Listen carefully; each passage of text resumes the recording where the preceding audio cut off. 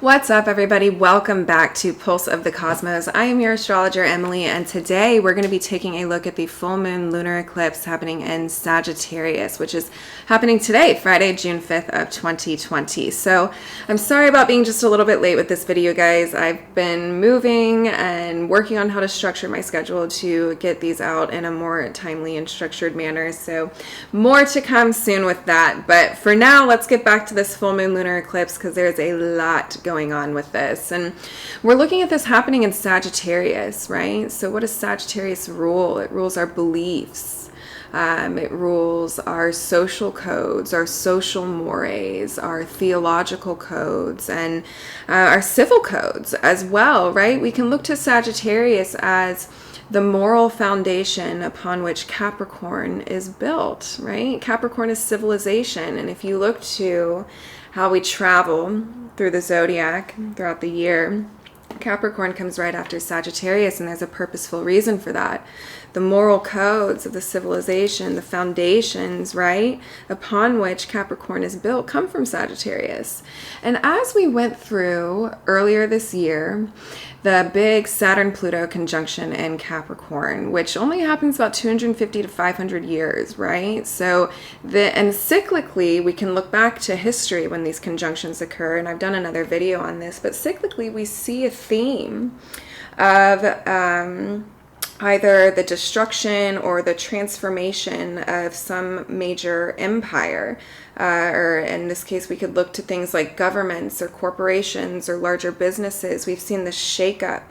We've seen some fragility revealed. We've seen some manipulation revealed. We've seen some darkness come out of the shadows there. So as we've gone through from January to now and watched all of this fragility be revealed, it seems just so divinely purposeful that we would have a full moon lunar eclipse in Sagittarius, where it's about releasing some of those old belief systems upon which we've built this civilization and looking to explore and expand and experience new and attain a new level of understanding.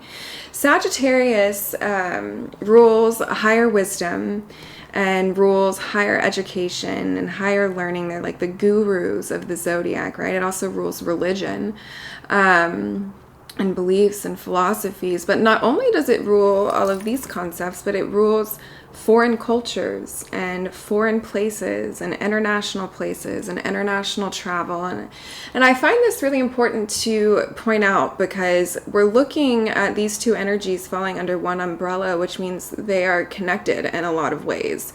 So this attainment of this higher wisdom and this higher philosophy and this learning and this understanding that comes with that Sagittarius energy is done through those explorations into an attempt to understand other people and other cultures and other places and people different from you, and expanding your perspective to include that in your worldview of others. You're aligning yourself with the tribe, right? We look to the polarity of Sagittarius, which is Gemini, and we can see with full moons, it's when the sun opposes the moon. So we have the sun up here in Gemini and the moon here in Sagittarius, and then we've got some other key players here. We do have Mars creating a T-square to all this, squaring to the moon, squaring to the sun, and then Neptune's right beside it, just 5 degrees away in Pisces. So let's look to Gemini, right? Gemini deals more with your immediate, right? Gemini is like the foundation of your precepts and how you interact in relationships and how you interact with your immediate environment. It's looking at your perspective more with Gemini. And then Sagittarius is the extrapolation of certain truths and certain beliefs from that perspective. So we have to take both into consideration with this full moon, because your worldview dictates how you're going to experience your life here, and your worldview is formulated out of your perceptions. And are you flexible in those? Are you able to see different sides of the situation, or are you becoming dogmatic in your approach to certain situations?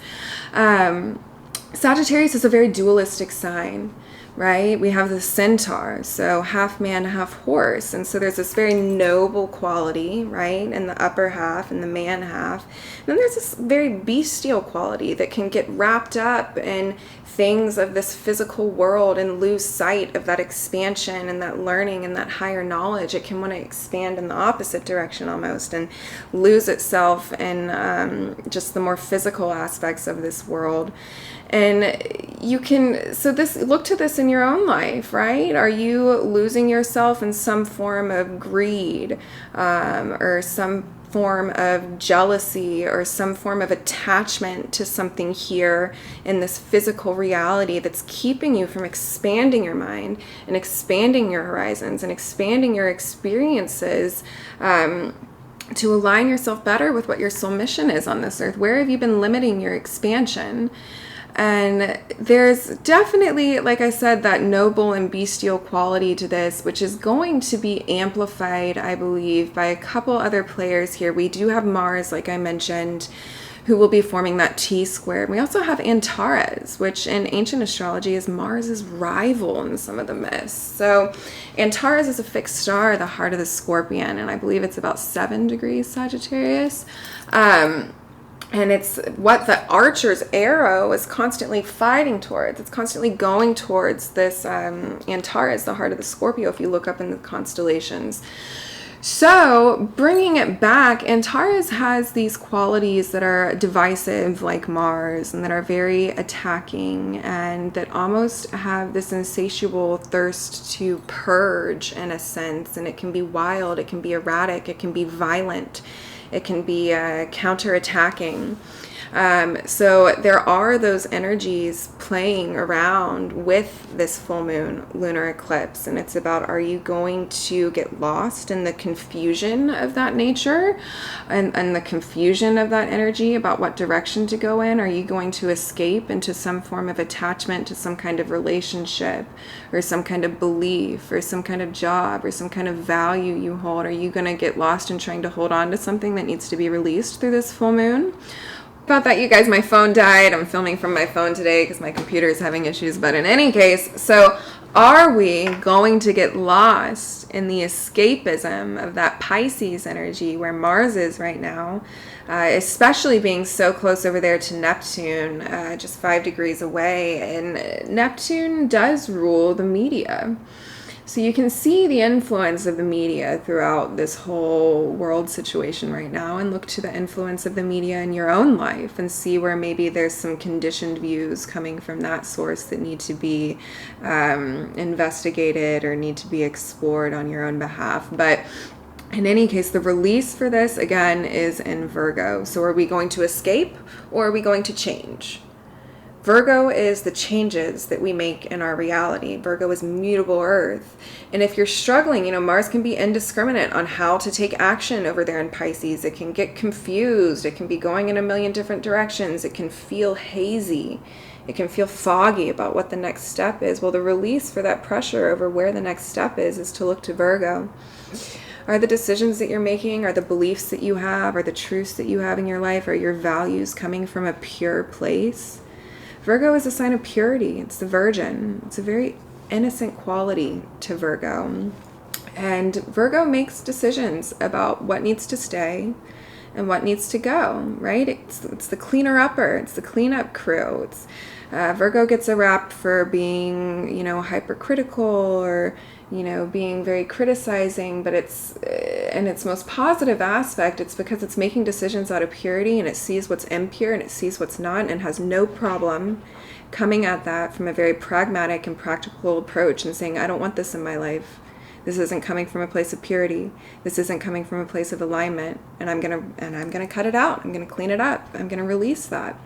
So Virgo energy is a big player in this full moon, and looking to your beliefs and seeing if they align with that pure side of your inner self and your higher voice, and doing some personal investigations into that there. And we do have who else? We have We have Mercury, who is a player in this as well. Mercury's in Cancer, going to be squaring over to Chiron in Aries and sextiling to Uranus in Taurus. So Mercury in Cancer can have a bit of an impressionable mind. So a word of caution to everybody out there as we're opening up and examining some of these conditioned belief systems, or some of these, belief systems that you have held true in your life, not to let that impressionable mind be immediately conditioned with another belief or another opinion or another truth coming from an outside source. Really look to explore and not to attach to any certain belief too quickly. This is about looking to expand and explore and experience a lot, and to look at kind of the bigger picture of things. So don't get too attached to one thing so quickly, and allow yourself to just be blindly conditioned by another person's truth coming into your life at this point. And with the square over to Chiron, we're looking at things with our ego, things to do with our ego wounds coming up that are making you want to hold on to these old attachments and hold on to these old beliefs, because maybe it's making you confront a certain piece of your ego and an unhealthy aspect of that you haven't wanted to see the shadow side of yourself in that way. So it's important to pay attention to these things as they come up. And I think even just collectively for the white community, a big part of that is going to be looking at the privilege, right? And acknowledging the disadvantage that the Black community has in America, and the disadvantage that minorities have in America. And that as a white person, you have grown up, and I'm white, so I have seen the white privilege in my life. And kind of there is an element, I think, with a lot of the white community that is extremely ego involved, and wanting to say that their skin color didn't help them get to the position that they are in society, or saying that it doesn't make a difference. But those are things of your ego, when the facts and the data and what's in front of your face and what's being brought up by the tribe is something very different. So it's important to kind of reconcile with that and examine your truths in your own way. That's just an example and aligning with the climate of our current times. Mercury is also going to be sextiling over to Uranus in Taurus. And I think this is interesting because Mercury is our lower mind and Uranus is our higher mind in astrology, and they're communicating with each other. And this is a sextile angle ruled by Mercury. So it's a very communicative angle. So I think where Mercury might be feeling a little bit impressional, or we might be going through some ego wounds throughout, playing out over the next few months, that Uranus is in Taurus, giving some downloads and giving some insights and giving some truths as to what some of the core values that you can hold on to internally are to build upon. So what are those core values within yourself that you know absolutely are true?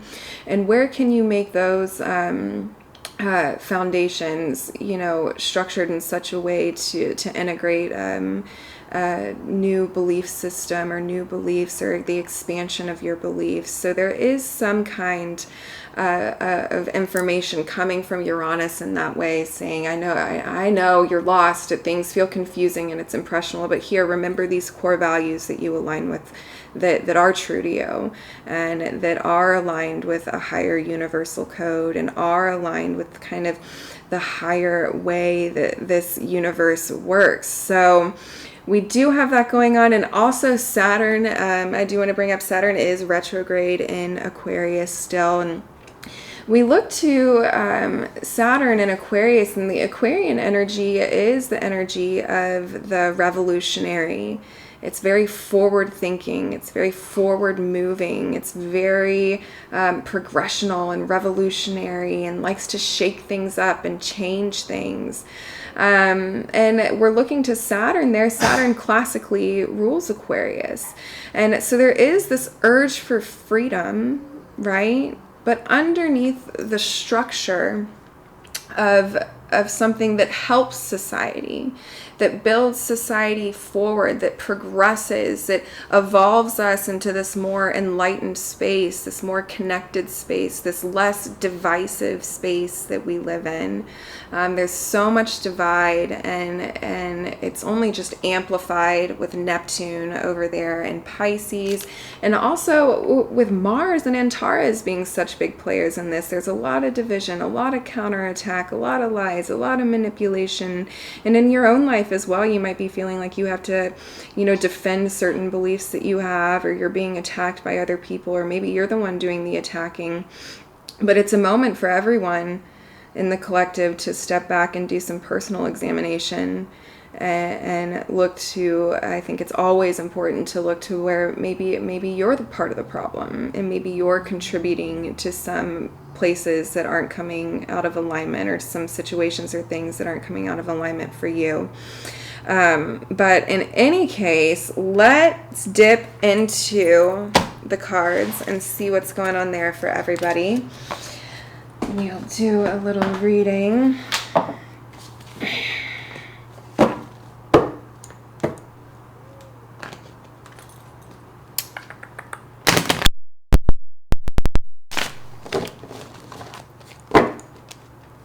Okay.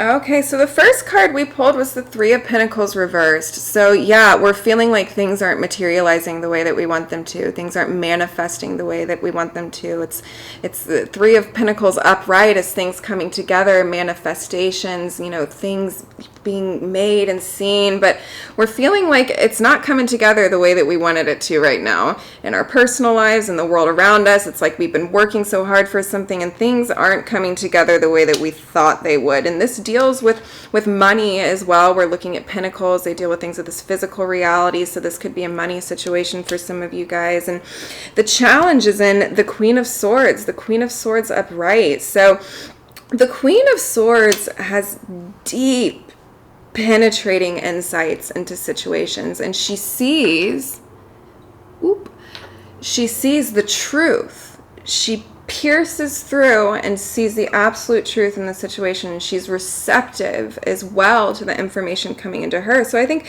the challenge in all of us here is in that objectivity that the Queen of Swords has, is in seeing the truth for what it is in receiving that truth, is in letting go of those attachments. The Queen of Swords doesn't hold on to attachments. It's an air-like quality. It knows when to let go of those things. She makes decisions. She cuts that sword about what needs to be cut off from her life. She just sees the ultimate truth of the matter. So maybe the truth of the matter is that some of these things that are falling apart in your life are things that weren't meant to come together, and that could be the challenge for some of us, and looking at that clearly and truthfully. And are you confusing your own self as well? Are you lying to your own self throughout certain situations and not wanting to see the truth about a certain relationship or a certain job or a certain situation that you're in? Are you blocking yourself from seeing your own truth there? We are trying to find the balance in things, and we did pull the Six of Pentacles. And this card, I have a strange relationship with this card, because what comes to me when I see this card is a power dynamic, right? Very much so like what we see in our lives right now. I know a lot of us personally, and then within the collective, but you can see that this, at first glance, it appears very generous. This man's, giving money to these people, begging on the ground. They seem homeless. But who's truly holding the scales here? Who's truly holding the power? Who is are we being kept in a position of receiving here? This person's truly holding the balance. So are you in some kind of power dynamic struggle where you're being kept on the ground, where you're being kept in a position of receiving, where it's time for you to stand up and become this person and hold the balance in your own life and stop giving that balance to other authorities or other people or other figures in your life? This is about standing up in your own truth and standing up for your own balance and bringing that balance to your life in an own way, and not looking so much to some of the larger forces in your life to do that for you, because there's always going to be a power dynamic there. when it's done in that way. Now, our overall spiritual advice, or our conclusion here, is the Magician. So interesting that we pulled the Magician, because this is absolute manifestation. We have a feeling here in the beginning like we're not manifesting anything and things are falling apart with the Three of Pentacles. And then a conclusion here of having all of the absolute magic that you need within yourself to make these changes. So the Magician has all four of the elements. He has cups, water, he has pentacles, earth, he has swords, air, and he has the rods, fire, and he's working with all of them together within himself, knowing that he is his own true master alchemist and that he can make the changes necessary in his own life to expand the kind of abundance he wants in his physical reality as well. So there's a lot to say here about you just being open to knowing that you have everything that you need at this moment to create the kind of future that you want for yourself. But it's in letting go of the attachments to some of these beliefs or situations or relationships or values or projects or whatever it is, and seeing the truth for what it is. Seeing the truth for what it is, that you have the power to make changes in your own life, and that you have the power to make changes in your own life, and that reflects and that ripples out into the collective. So start looking to yourself on a very personal level about things you can do there. I'm going to pull a clarifying card for this as well.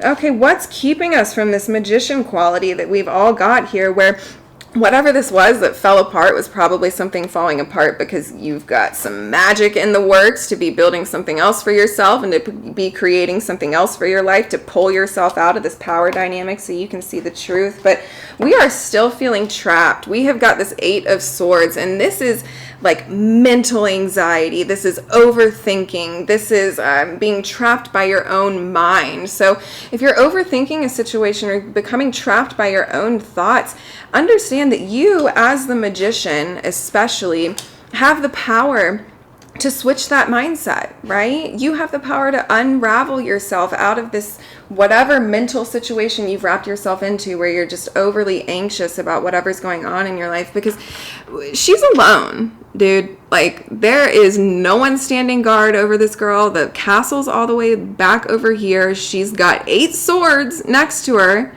It would just take her reaching out and taking these swords and cutting off these blindfolds so that she can see the truth that the Queen of Swords sees, so that she can take these insights, right? We just got to take off our own blindfolds here. You got to step through your fear, and you got to look at your beliefs in a very objective way and just seek to understand what that ultimate truth is. And don't let the fear of what you're holding on to or what you're attached to, or maybe what you've previously believed that now you might not see yourself aligning with, don't be afraid to let go of that. Don't be afraid to cut yourself out of that situation. Do not be afraid to cut yourself out of situations that are unhealthy for you and that don't align with your belief systems and that don't align with your values. This is something that we should all be cautious about with this. But in any case, that Magician card, man, hold on to that Magician card and seek the truth in the way that the Queen of Swords does, objectively, with an open mind, with a yearning to understand. And that is the ultimate lesson of Sagittarius and Jupiter through this learning to understand and this yearning to understand is compassion. Where are you exercising compassion in your life? Compassion with yourself, compassion with others. Your level of understanding of other people is directly connected to that. But in any case, I love you all so, so much, and I will be back next time.